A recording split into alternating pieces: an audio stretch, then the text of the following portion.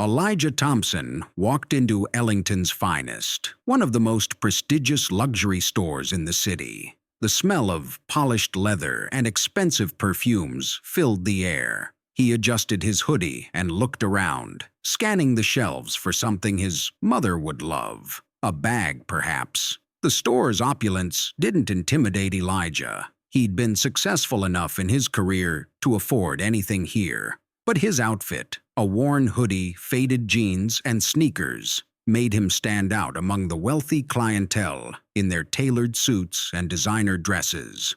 From behind the counter, Vanessa Marshall, a sales clerk with a sharp bob and sharper tongue, noticed him. Her eyes narrowed. "We've got one," she muttered to a colleague, nodding in Elijah's direction.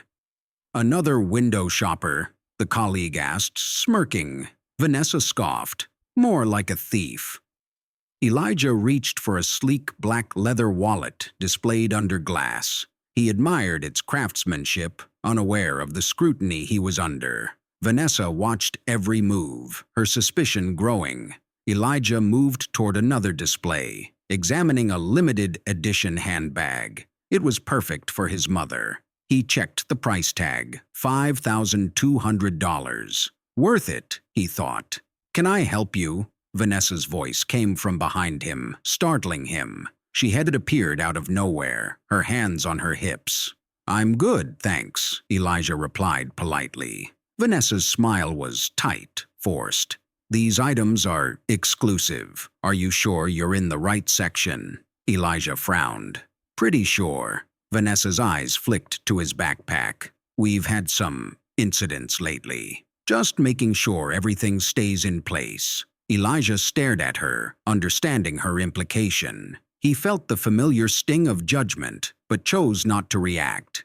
"I'll let you know if I need help," he said calmly, turning his attention back to the handbag. Vanessa lingered, her presence a shadow over him.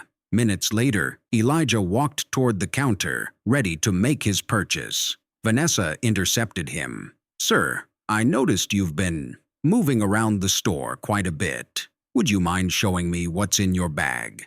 Elijah froze. His heart pounded, but his expression remained neutral. "Excuse me. It's just a precaution," Vanessa said, her voice loud enough for nearby customers to hear. "We need to ensure all merchandise is accounted for." Several heads turned. A couple whispered, their eyes darting to Elijah. "I haven't taken anything," Elijah said firmly. "Then you won't mind if we check," Vanessa replied, her smile now openly smug. Vanessa signaled to a nearby security guard. Paul, a towering man with a no-nonsense demeanor, approached. "Is there a problem?" he asked. "This gentleman," Vanessa said, stressing the word sarcastically, "has been acting suspiciously. We'd like to check his belongings." Paul glanced at Elijah, who stood tall despite the humiliation. "It's standard procedure," Paul said. Elijah hesitated. He could feel the stares, the judgment. "Check the cameras," he said finally. "I haven't done anything wrong."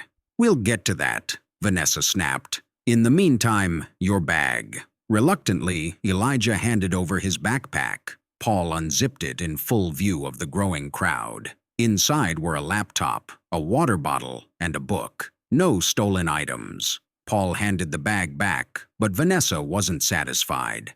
"He could have hidden something on him. Check his pockets." "That's enough," a voice said sharply. Elijah turned to see a woman stepping forward, phone in hand. She had been recording everything. "You're profiling him," she said loudly. "This is disgusting." The commotion drew the attention of Mark Ellington, the store manager. A tall man in his 50s, Mark exuded authority. He approached quickly, his face tense. "What's going on here?" he demanded. Vanessa launched into a tirade, accusing Elijah of suspicious behavior. Mark listened, his expression unreadable, before turning to Elijah. "Sir, is there anything you'd like to say?" "I came here to buy a gift," Elijah said calmly. "Instead, I've been accused of stealing." Mark glanced at Paul. "Have the cameras been checked?" Paul shook his head. "Not yet." "Then let's do that now," Mark said, his tone sharp. Mark and Paul disappeared into the back office to review the surveillance footage. Elijah remained at the counter, enduring the whispers and stares of the other customers. Vanessa smirked, clearly confident that the cameras would vindicate her. 15 minutes later, Mark returned, his face pale. He walked straight to Vanessa. "There's nothing," he said quietly. "He didn't take anything." Vanessa blinked. "But you're mistaken," Mark interrupted. Before Vanessa could respond, another customer recognized Elijah. "Wait a minute," the man said, pulling out his phone. "Isn't that Elijah Thompson, the CEO of the Thompson Foundation?" The crowd murmured in confusion. Someone Googled his name and gasped. "He's a philanthropist. This guy's donated millions to charity." Vanessa's face turned white. Videos of the incident hit social media within hours. The hashtags "Squad profiling at Ellington's" and "Wash Justice for Elijah" began trending.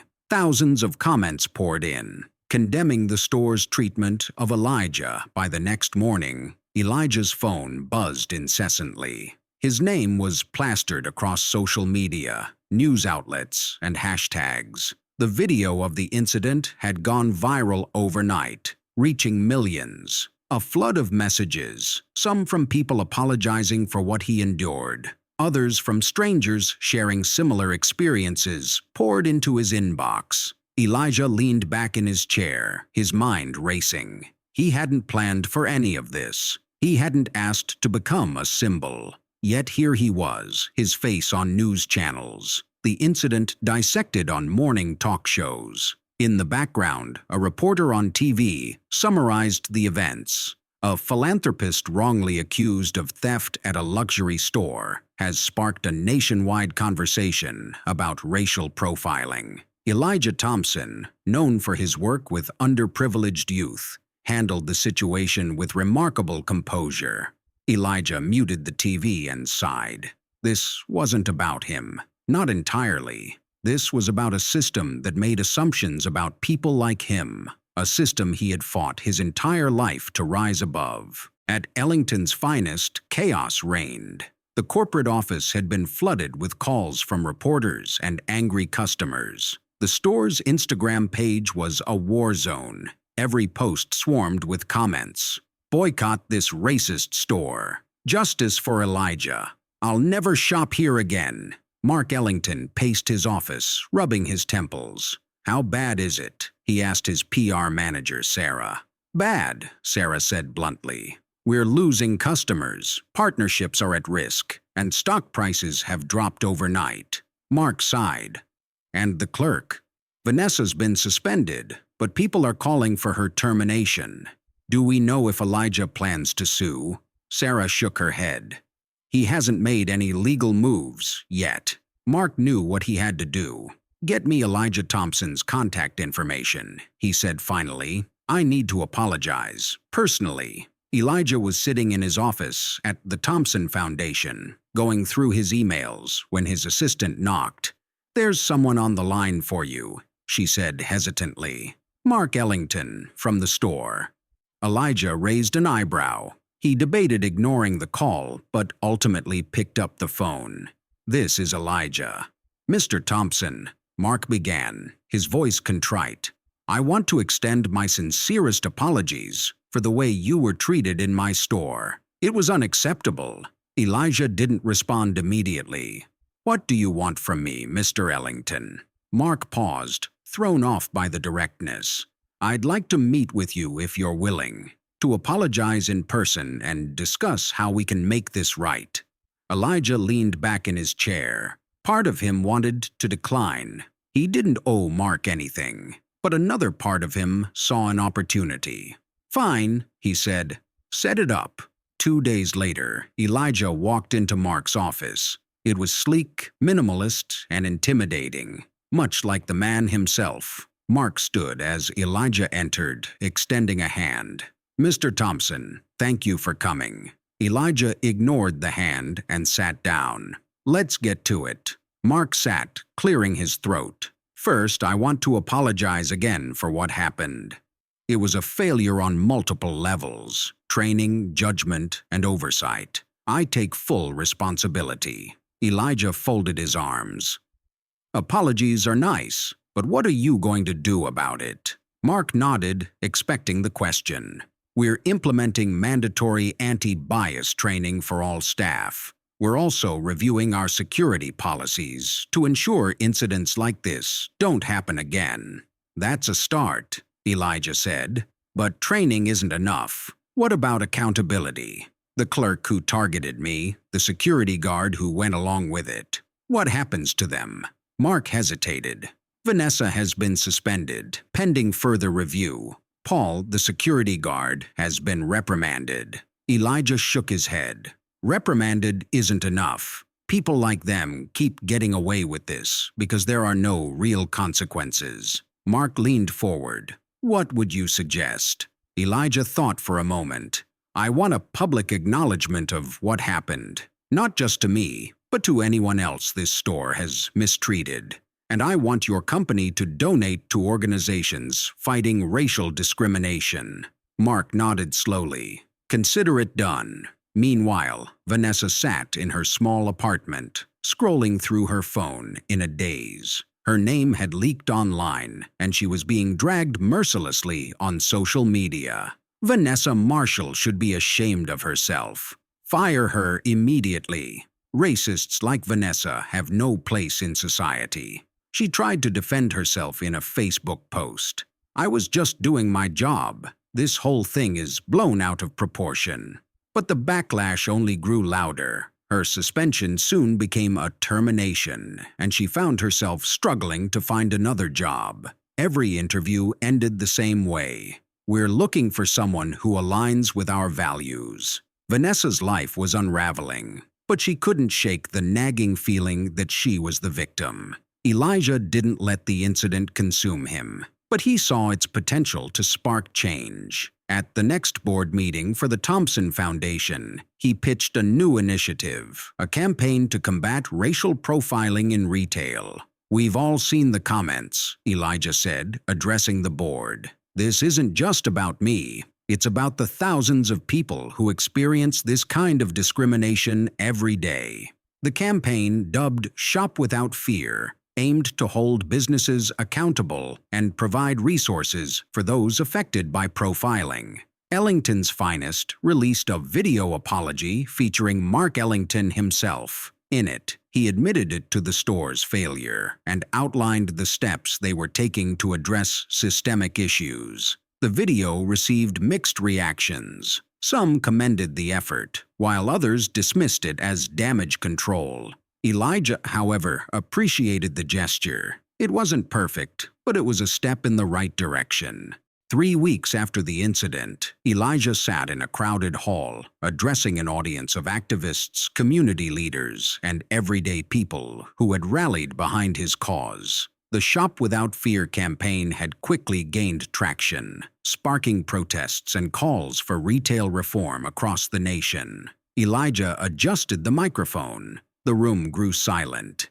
3 weeks ago, I walked into a store to buy a gift for my mother," he began, his voice steady but laced with emotion. "I didn't steal anything. I didn't raise my voice. I didn't do anything wrong. But I was still treated like a criminal." The audience murmured in agreement. "What happened to me wasn't unique. It wasn't even surprising, and that's the problem. Every day, people like me, people who look like me, are judged, followed, and humiliated. It's time for that to change." The room erupted in applause. Elijah felt the weight of the moment, but also its potential. This was bigger than him now. At the same time, Vanessa Marshall was grappling with the fallout from her actions. The media storm had destroyed her reputation, and her termination from Ellington's Finest was the final blow. Unable to find work, she returned to her parents' house in a small, quiet town, far from the chaos. One evening, as she scrolled through the trending hashtags, she stumbled upon a video of Elijah's speech. His words struck a nerve. For the first time, she began to question herself. Was she the villain everyone said she was? Or had she just been following store policy? Vanessa couldn't sleep that night. Her mind replayed the moment she accused Elijah, the smug satisfaction she'd felt as she called security, and the crushing realization that he had done nothing wrong. The next morning, she made a decision. She needed to talk to him. Elijah was in his office when his assistant knocked. "There's a woman here to see you," she said cautiously. "Vanessa Marshall." Elijah's stomach tightened. Vanessa was the last person he expected or wanted to see. "Send her in," he said after a pause. Vanessa entered, her posture stiff, her face pale. She looked nothing like the confident clerk who had humiliated him in the store. "Mr. Thompson," she began, her voice trembling. I came to apologize." Elijah leaned back in his chair, studying her. "Go on." I was wrong," she said, tears welling in her eyes. "I misjudged you. I let my biases cloud my judgment, and I'm so sorry. I've lost everything because of what I did, but I know that's nothing compared to the pain I caused you." Elijah remained silent for a moment, his expression unreadable. "Do you understand why what you did was so harmful?"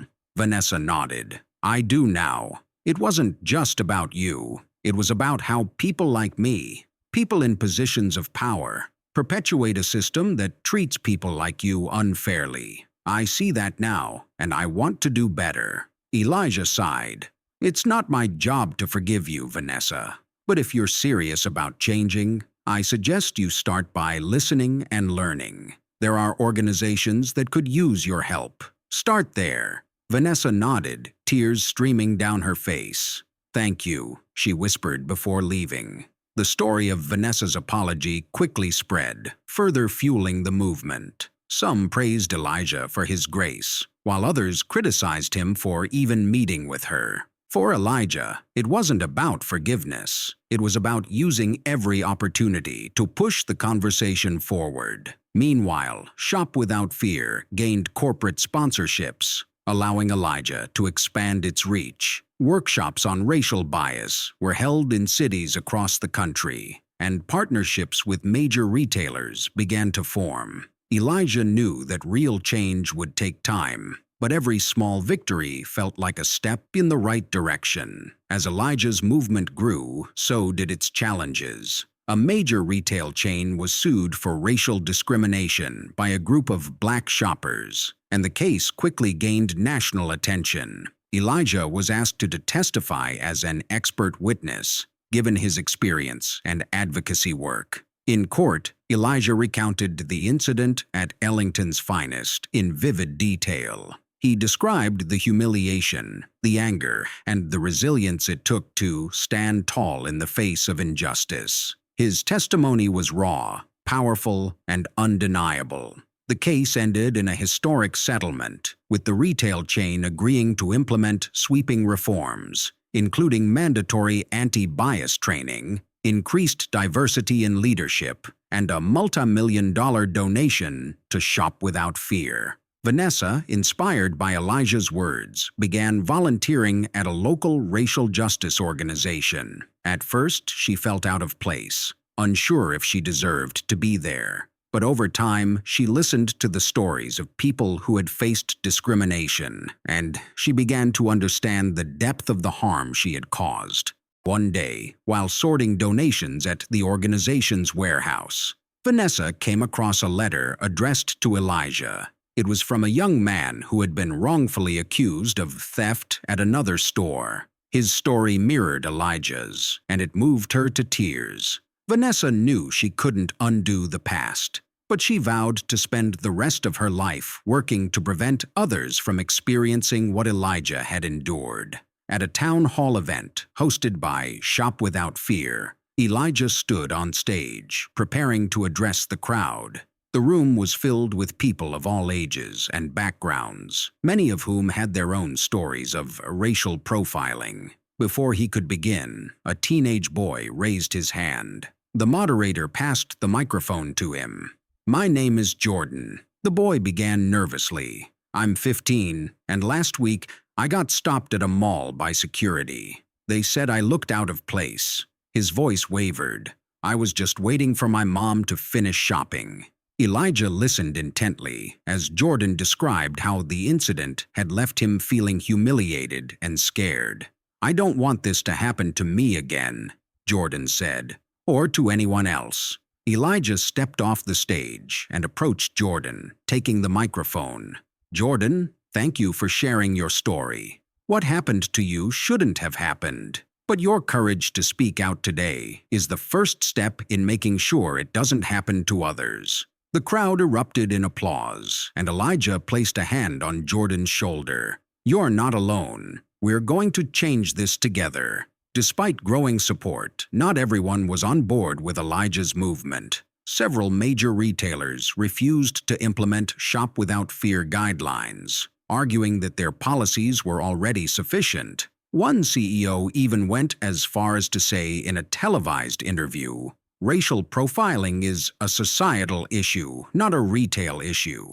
We can't control how every employee perceives a customer." Elijah watched the interview, anger simmering beneath his calm exterior. He turned to his team. "They think they're untouchable because no one's held them accountable. Let's change that." Using the momentum from his recent advocacy wins, Elijah organized a nationwide boycott of the retailer. The response was overwhelming. Within days, the company faced plummeting sales and public backlash, forcing them to reconsider their stance. Mark Ellington reached out to Elijah again, this time with a proposal.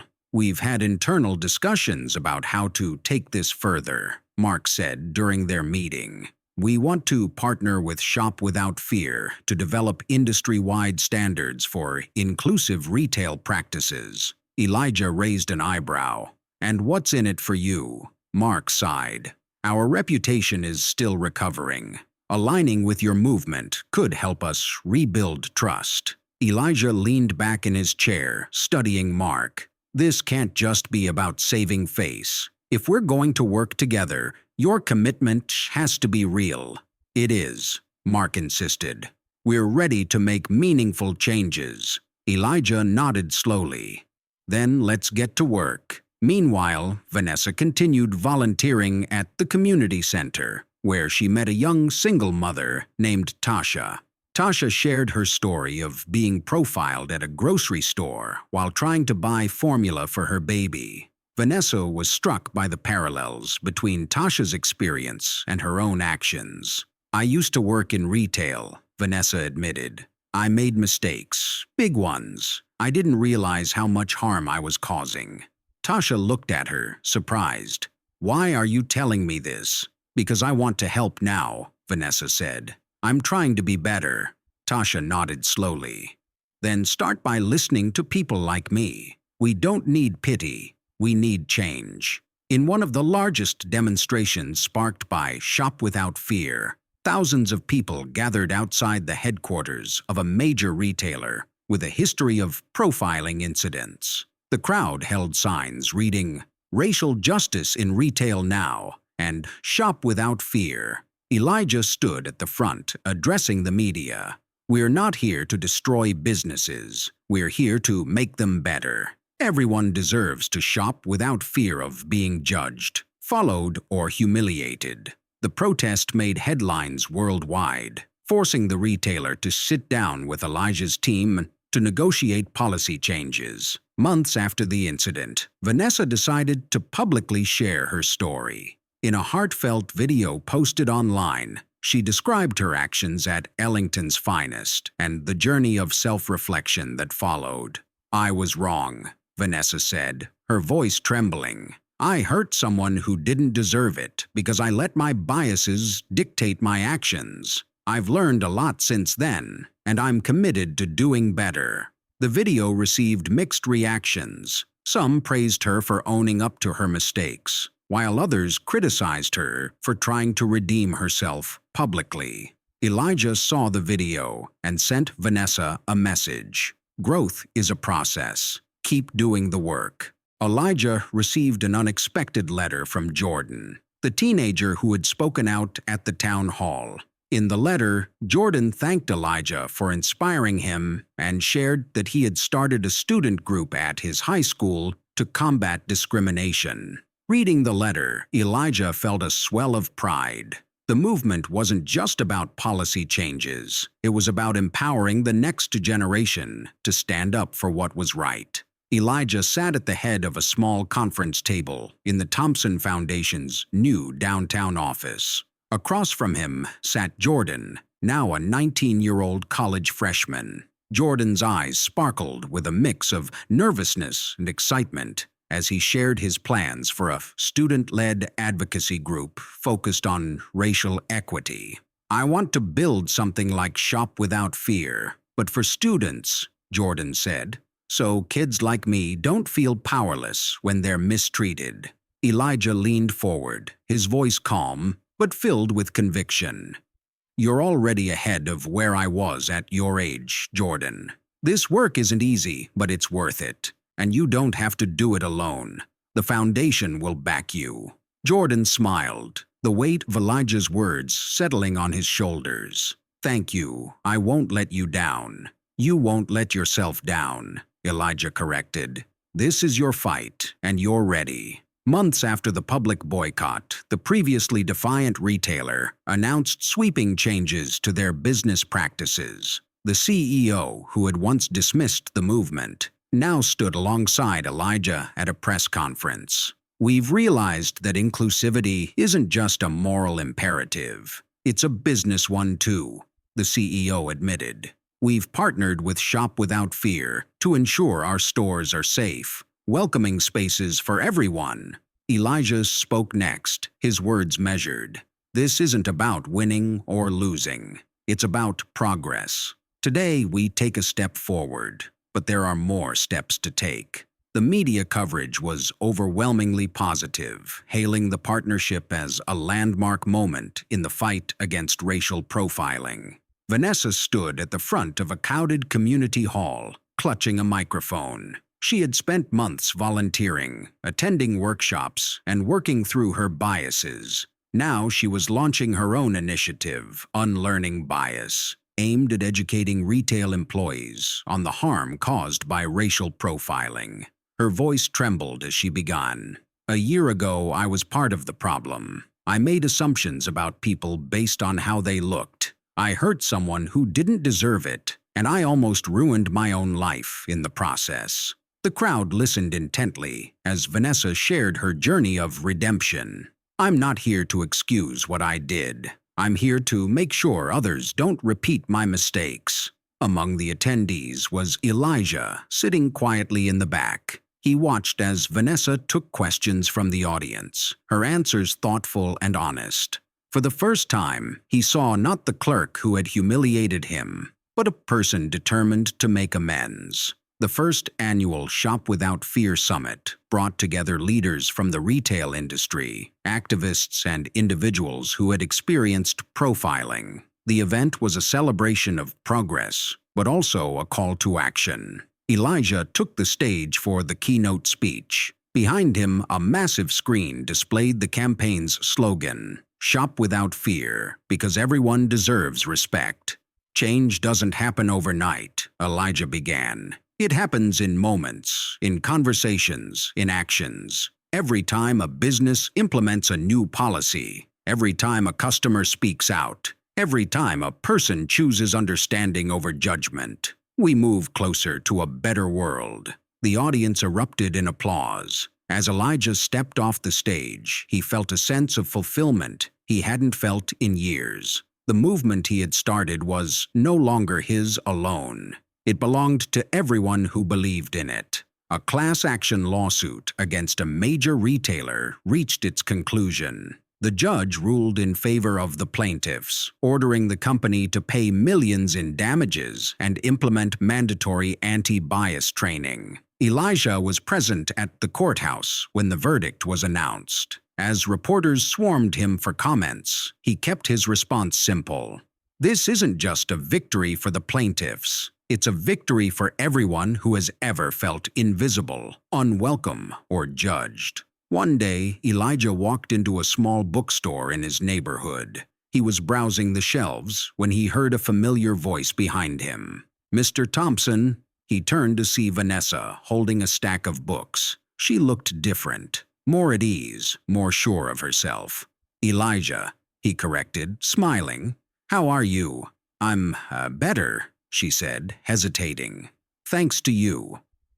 Elijah nodded. "You did the work. I just gave you a nudge." They spoke for a few minutes before parting ways, both feeling a sense of closure. Jordan, now a law student, stood at the podium of his first major event, speaking to a room full of young activists. His group, Youth Without Fear, had grown into a national movement, inspired by Shop Without Fear. Elijah sat in the audience, pride swelling in his chest. As Jordan spoke, Elijah realized that the torch had been passed. The future was in good hands. Shop Without Fear expanded globally, with branches opening in Canada, the UK, and South Africa.